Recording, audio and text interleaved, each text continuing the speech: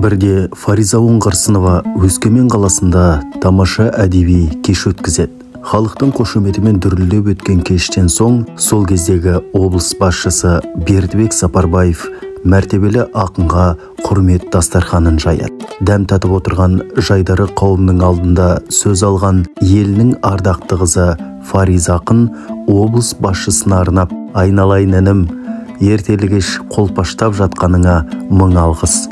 Ашығын айтшы, әпкең Өскеменге көшіп келсе, жанына жайлы пәтер берер медің?" деген наз айтады.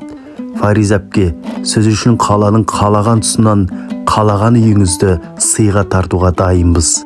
Әкімнің мәрттігіне риза болып, жұрттың алдында шын көңілден ризашылық сезімін білдірген ақын облыс басшысының қолына бір жапырақ қағазды ұстатады. Ол Моңғолиядан көшіп келгеніне біршама уақыт өтсе де, белгілі себептермен үйсіз-күйсіз жүрген шеттей бала шағалы отбасының арыз хаты екен.